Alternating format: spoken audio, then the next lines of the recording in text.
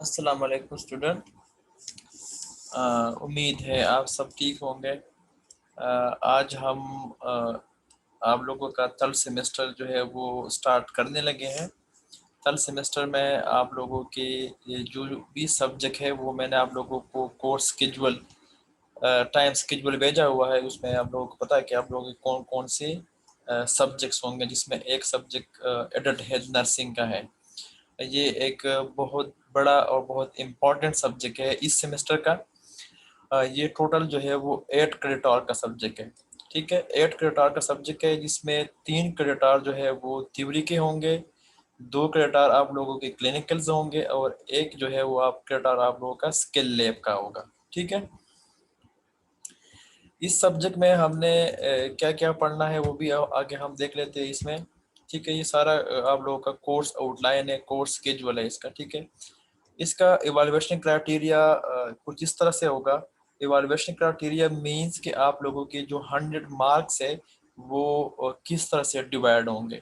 तो इसमें एक केस स्टडी प्रेजेंटेशन होगा जो आप लोगों ने एक ग्रुप में करना है। हर ग्रुप में 8 स्टूडेंट होंगे जिनको डिफरेंट टॉपिक जो है वो ऑलरेडी असाइन कर दिए गए हैं। नीचे इसमें है, मैं आप लोगों को अभी दिखा देता हूँ। 5 नंबर का होगा और उसमें हर स्टूडेंट के पार्टिसिपेशन ज़रूरी होगी। हर स्टूडेंट ने पार्टिसिपेट करना है। आप लोग एक केस लोगे, उसके ऊपर आप लोग स्टडी करोगे और फिर आके क्लास में उसको प्रेजेंट करोगे। इसकी गाइडलाइन भी नीचे है, वो मैं आप लोगों को बता देता हूँ। उसके बाद जो है वो mid term exam plus viva 10% वो होगा। ठीक है, मिड टर्म एग्ज़ाम में जो नहीं होंगे उसके मार्क्स उसको नहीं दिए जाएंगे। ठीक है, इसके बाद जो है वो और मिड टर्म एग्ज़ाम आप लोगों का 28 जून से स्टार्ट होगा। ठीक है, प्रेजेंटेशन की जो डेट है वो भी नीचे दी हुई है, वो मैं आप लोगों को भी दिखा देता हूँ। इसके बाद क्लास असेसमेंट और अटेंडेंस के 5 नंबर होंगे। जो लोग रेगुलरली क्लास अटेंड नहीं करते उनके 5 नंबर काट दिए जाएंगे। ये आप लोग अभी से जहन में रख लो कि इस सेमेस्टर में जो भी स्टूडेंट्स क्लास में नहीं होंगे उनको कोई एक्स्ट्रा मार्क्स नहीं दिए जाएंगे। इसके बाद आप लोगों का फाइनल एग्जाम है। इसके नीचे जो है ये ग्रुप बनी हुई है। ठीक है, ग्रुप प्रेजेंटेशन हर स्टूडेंट जो है वो देख लो कि इसका नाम कौन से ग्रुप में है। जो ग्रुप फर्स्ट है उनका टॉपिक जो है वो एक्यूट रेनल फेलियर है। एक्यूट रेनल फेलियर पे आप लोगों ने प्रेजेंटेशन देनी है। एक्यूट रेनल फेलियर की में जितनी भी चीज़ें हैं, एक्यूट रेनल फेलियर क्या चीज़ है, इसके स्टेजेस कौन कौन से हैं, इसकी कासेस क्या है, इसकी सिम्टम्स क्या है, इसके डायग्नोसिस हम कौन कौन से बना सकते हैं, इन्वेस्टिगेशन हम कौन कौन से करेंगे, ये सारा का सारा आप लोगों ने इसके ऊपर प्रेजेंटेशन बनानी है। ठीक है, ये इसमें 8 स्टूडेंट है, इसमें अपना नाम देख लो और डेट भी आगे मेंशन किया हुआ है कि कौन से डेट पे आप लोगों ने करने हैं। तो ये चीज़ें अभी अभी से आप लोग इसकी प्रिपरेशन तैयार कर लो। ये एक ग्रुप है। टोटल जो है वो 13 ग्रुप्स बने हुए हैं आप लोगों के। हर ग्रुप में जो है वो 8 स्टूडेंट है। ग्रुप नंबर 2 का जो टॉपिक है वो क्रोनिक रेनल फेलियर है। ग्रुप नंबर 3 का जो टॉपिक है वो हेमराइड्स पे करनी है उन्होंने। ग्रुप नंबर 4 की जो है उन्होंने अपेंडिसाइटिस पे करना है। ग्रुप नंबर 5 जो है वो सिरोसिस ऑफ लीवर। हर ग्रुप में नाम दी हुई है स्टूडेंट के और साथ में उसका रोल नंबर भी दिया हुआ है। ग्रुप नंबर जो 6 है उन्होंने कोलिलिथियासिस पे करना है प्रेजेंटेशन। ग्रुप नंबर 7 ने इनीमा पे करना है। ग्रुप नंबर 8 ने गिस्टार्टस पे करना है। ग्रुप नंबर 9 ने जो है वो पेनक्रेटाइटिस पे प्रेजेंटेशन देनी है। ग्रुप नंबर 10 जो है उन्होंने HIV और एड्स पे प्रेजेंटेशन देनी है। ग्रुप नंबर 11 ने कोलिसिस्टाइटिस पे प्रेजेंटेशन देनी है। ग्रुप नंबर 12 ने हार्निया पे देनी है। और ग्रुप नंबर जो 13 है उन्होंने देनी है hyper sensitivity and auto immune disorders. ये आप लोगों के 13 ग्रुप बने हुए हैं। हर ग्रुप में तकरीबन 8 स्टूडेंट हैं। जो लास्ट ग्रुप में उसमें 1 2 3 4 5 6 स्टूडेंट हैं। तो इसी हिसाब से आप लोगों ने प्रेजेंटेशन करनी है। प्रेजेंटेशन में हर स्टूडेंट का प्रेजेंट होना, हर स्टूडेंट की पार्टिसिपेशन ज़रूरी है। जो स्टूडेंट्स नहीं होंगे उनको मार्क्स नहीं दिए जाएंगे। ये प्रेजेंटेशन की गाइडलाइंस है। केस स्टडी ग्रुप प्रेजेंटेशन होगा। आप लोगों ने कोई ना कोई एक केस जो है वो आइडेंटिफाई करना है। इसके सबसे पहला इसका है, इसमें क्या है, इंट्रोडक्शन है। The opening statement should give an overview of the patient, age, sex, reason for visit and duration of the complaint, give marital status, race, occupation. If your patient has a history of major medical problem that bears strongly on the understanding of the present illness, then include it. आप लोगों ने क्या करना है, एक patient लेना है, उसमें सबसे पहले आप लोगों ने पेशेंट की इंट्रोडक्शन देनी है कि पेशेंट आप लोगों ने अस्पताल में जाकर आइडेंटिफाई किया, XYZ उसकी नेम है, इसका एज है क्या है, मेल है फीमेल है, ठीक है, अस्पताल में क्यों आया है, किस कंप्लेंट से आया है, मैरिड है नहीं है, ठीक है, उसका ऑक्यूपेशन क्या है, पेशेंट को जो भी प्रॉब्लम है वो सारे आप लोगों ने आइडेंटिफाई करने हैं और आप लोगों ने वो लिखने हैं। उसके बाद हेल्थ असेसमेंट पे हम आते हैं, तो आप लोगों ने पूरा जो है पेशेंट के हेल्थ असेसमेंट करनी है, उससे हेल्थ हिस्ट्री लेनी है। मैं आप लोगों को ग्रुप में हेल्थ असेसमेंट का फॉर्म या असेसमेंट फॉर्म भी शेयर कर दूंगा, उसी के थ्रू आप लोगों ने हिस्ट्री लेनी है पेशेंट से। प्रेजेंट इलनेस पेशेंट की क्या है, चीफ कंप्लेन क्या है, किस वजह से अस्पताल में आया है, पेशेंट को पेन है, उसकी पेन की क्वालिटी क्या है, सिवियरिटी क्या है, लोकेशन क्या है, कौन सी जगह में पेशेंट को पेन हो रहा है, ठीक है, सारी चीज़ें आप लोगों ने करनी है। पास्ट मेडिकल हिस्ट्री पेशेंट की क्या है, कोई पास्ट पेशेंट को इस तरह की कोई डिजीज हुई है, पेशेंट को कोई पेन हुआ है, ठीक है, तो वो सारा आप लोगों ने लिखना है। पास्ट अगर पेशेंट की कोई सर्जरी हुई है, कोई ऑपरेशन हुआ है बड़ा, ठीक है, तो वो भी आप लोगों ने लिखना है। पेशेंट को कौन कौन सी मेडिकेशन चल रही है या कौन कौन सी पेशेंट को मेडिकेशन से एलर्जी है, वो आप लोगों ने लिखनी है। पेशेंट की सोशल और फैमिली हिस्ट्री भी आप लोगों ने पूरी की पूरी लिखनी है। फिजिकल एग्जामिनेशन करनी है पेशेंट्स की, ठीक है, पेशेंट की एग्जामिनेशन आप लोगों ने किस तरह करनी है, पेशेंट का जो फिजिकल एग्जामिनेशन आप लोग अभी हेल्थ असेसमेंट भी पढ़ोगे, उसमें आप लोग कंप्लीटली फिजिकल एग्जामिनेशन के बारे में पढ़ लोगे कि फिजिकल एग्जामिनेशन हमने किसी पेशेंट का कैसे करना है, पेशेंट की हमने इंस्पेक्शन करनी है, पल्पेशन करनी है, एस्कल्टेशन करनी है, ठीक है, परकशन करनी है सारा, तो वो सारे फिजिकल एग्जामिनेशन आप लोगों ने करके प्रेजेंटेशन में लिखना है और फिर आगे प्रेजेंट करनी है।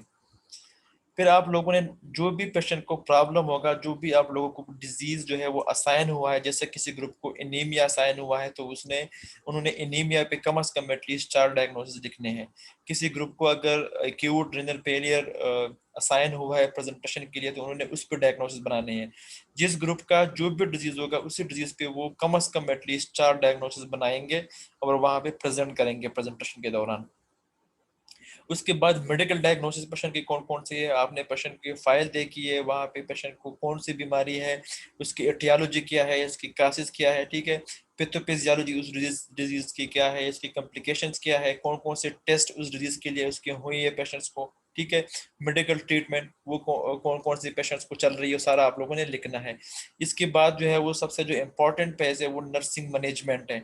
आप लोगों ने नर्सिंग मैनेजमेंट जो है वो कैसे करनी है पेशेंट्स की, एनसीपी कैसे बनानी है पेशेंट का, क्योंकि एनसीपी आप लोगों को मैं बहुत डिटेल से सेकंड सेमेस्टर में पढ़ा चुका हूँ कि एनसीपी में कौन कौन सी पेशेंट असेसमेंट कैसे करनी है, डायग्नोसिस कैसे बनाने हैं, प्लानिंग कैसे बनाना है, इंटरवेंशन कैसे करनी है और फिर इवैल्यूएशन कैसे करनी है। तो ये सारे आप लोगों ने लिखना है और फिर आके प्रेजेंटेशन के दौरान आप लोगों ने उसको एक्सप्लेन करना है कि आप लोगों ने क्या किया है पेशेंट के साथ, कौन से इंटरवेंशन आप लोगों ने अप्लाई की है।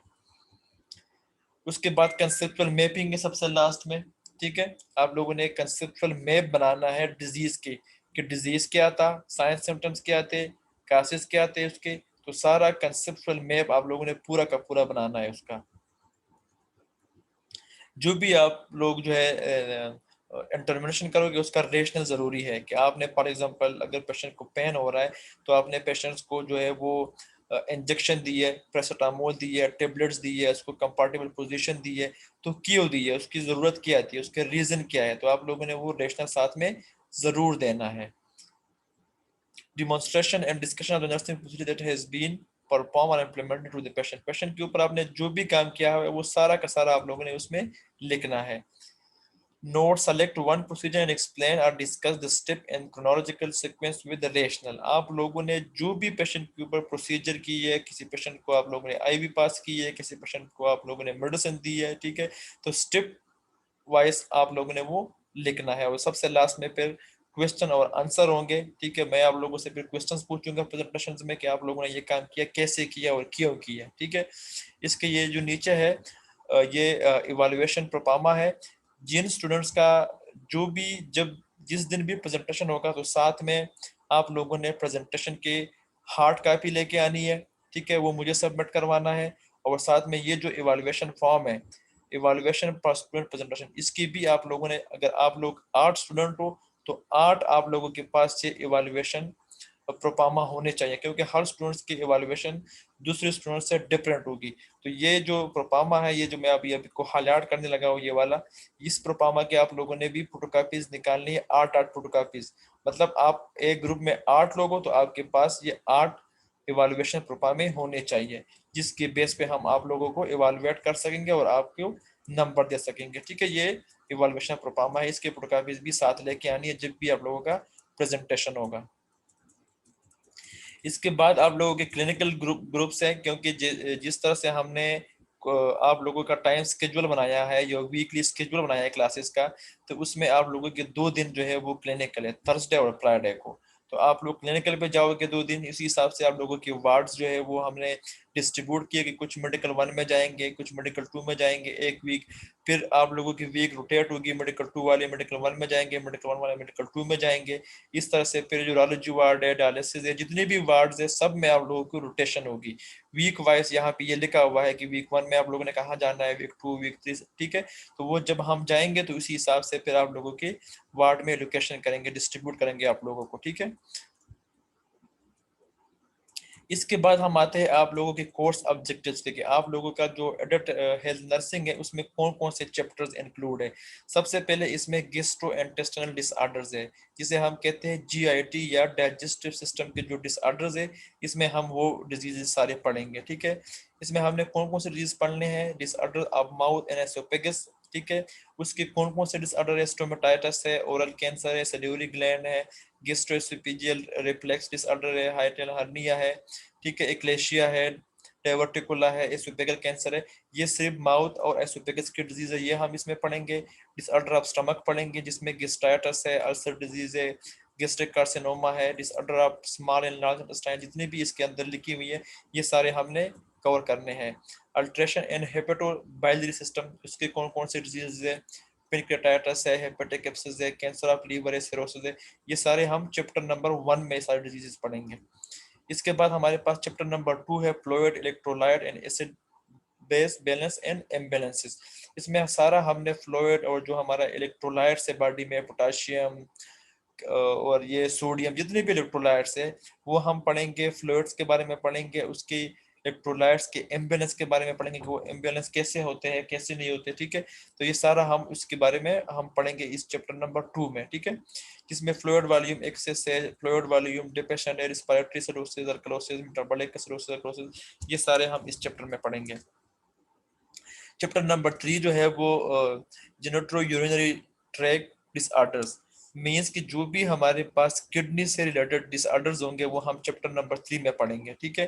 जिसमें नीचे हमारे पास यूरिनरी ट्रैक इन्फेक्शन है, रेनल एब्सेस है, ट्यूबरकुलोसिस है, इम्यूनोलॉजिकल डिसऑर्डर्स है, ये सारे जितने भी acute renal failure, urinary bladder, renal cell carcinoma, ये सारे हम चैप्टर नंबर 3 में पढ़ेंगे जो रिलेटेड है किडनी से। फिर हम चैप्टर नंबर 4 में पढ़ेंगे हेमाटोलॉजी डिसऑर्डर्स, जो ब्लड के डिसऑर्डर्स है, ब्लड में कौन कौन से डिसऑर्डर्स है वो हम सारे इसमें पढ़ेंगे। सिकल सेल इनीमा, ठीक है, iron deficiency anaemia, vitamin B12 deficiency anaemia, ये सारे के सारे जितनी ब्लड से रिलेटेड डिसऑर्डर्स है वो हम चैप्टर नंबर 4 में पढ़ेंगे, ठीक है। चैप्टर नंबर 5 में हम पढ़ेंगे cellular adaptation and aberrant cell growth, वो हम सारा का सारा सेल्स के हिसाब से पढ़ेंगे, सेल्स की ग्रोथ कैसे होती है, हाइपरट्रॉपी, एट्रोपी, ये सारे जितने भी सेल्स से रिलेटेड डिसऑर्डर्स है वो हम चैप्टर नंबर 5 में पढ़ेंगे। और जो लास्ट वन है चैप्टर नंबर 6, उसमें हम इम्यून सिस्टम से रिलेटेड जो डिसऑर्डर्स है वो हम पढ़ेंगे, ठीक है, जिसमें HIV है, एड्स है, हाइपर सेंसिटिविटी है, ऑटो इम्यूनो डिसऑर्डर्स है, तो ये सारे हम चैप्टर नंबर 6 में पढ़ेंगे, ठीक है। दूसरी बात ये आप लोग क्लिनिकल ऑब्जेक्टिव्स होंगे, जब आप लोग क्लिनिकल्स पे जाएंगे तो आप लोगों ने वहाँ पे क्या करना है, तो आप लोगों को एक फॉर्म दिया जाएगा, वो फॉर्म आप वहाँ पे फिल करोगे, पेशेंट से हिस्ट्री लोगे, पेशेंट्स के ऊपर आप लोग परफॉर्म करोगे, साथ में एक फैकल्टी होगा, आप लोगों को सारा कुछ वहाँ पे सिखाया जाएगा कि आप लोगों ने पेशेंट के काम कैसे करने हैं, ठीक है। इसके अलावा जो है इसमें आप लोगों को कुछ स्किल्स होंगे, तो स्किल्स का भी मैं आप लोगों को बता दूंगा, ठीक है, कि कौन कौन से स्किल्स इस सेमेस्टर में या इस सब्जेक्ट में इंक्लूड होंगे, तो वो भी हम साथ साथ स्किल लैब में स्किल्स भी करेंगे। ये सारे आप लोगों को ऑब्जेक्टिव्स है जो आप लोगों ने क्लिनिकल पे अचीव करना है, ठीक है। लास्ट में रेफरेंसेस है। दूसरी बात, एक बात मैं आप लोगों को और बताता चलूँ कि जो जो टॉपिक आप लोगों ने प्रेजेंटेशन के दौरान कवर करने हैं वो हम क्लास में कवर नहीं करेंगे। वो टॉपिक्स आप लोगों को इसलिए दी हुई है कि उस टॉपिक को आप लोगों ने खुद स्टडी करना है और आगे क्लास में प्रेजेंट करना है। जिनको समझ नहीं आती किसी भी टॉपिक्स में तो वो फिर मुझसे बेशक पूछ सकते हैं कि जब आप लोगों का प्रेजेंटेशन होगा और प्रेजेंटेशन किसी टॉपिक में आप लोगों को अगर समझ नहीं आ रही तो वो बेशक आप लोग फिर मुझसे डिस्कस कर लें। लेकिन जो टॉपिक आप लोग अपने प्रेजेंटेशन में डिस्कस करेंगे, जो आप लोगों को मैंने असाइन किया हुआ है, वो हम क्लास में दोबारा फिर नहीं पढ़ेंगे, वो आप लोगों ने क्लास में प्रेजेंट करना है। ठीक है, तो ये सारा जो है वो आप लोगों का एडल्ट हेल्थ नर्सिंग से रिलेटेड है। ठीक है, ये सारा आप लोगों का कोर्स स्केड्यूल है, इसको हर स्टूडेंट के पास इनके एक फोटोकॉपी होने चाहिए। ठीक है, ताकि क्लास में मैं किसी से पूछूं कि आपके पास कोर्स आउटलाइन है, तो सबको पता हो कि आज हमने क्या पढ़ना है और हमारा कोर्स आउटलाइन क्या है। ठीक है, तो इससे नेक्स्ट लेक्चर में मैं आप लोगों को स्किल के बारे में बताऊंगा कि स्किल्स हमने कौन कौन सी इस चैप्टर में करने हैं, और जो असेसमेंट फॉर्म है वो उसकी ऊपर भी मैं एक लेक्चर रिकॉर्ड करके आप लोगों को सेंड कर दूंगा। ठीक है, तो ये आप लोग इसको एक दफा पढ़ लो अच्छी तरीके से, अपने ग्रुप्स आइडेंटिफाई कर लो, अपने ग्रुप में अभी से स्टडी स्टार्ट कर लो, जो जो टॉपिक आप लोगों को असाइन हुई हुई है, जो जो डेट आप लोगों को दी हुई है उसी डेट पे ये आप लोगों के प्रेजेंटेशन होंगे। ठीक है।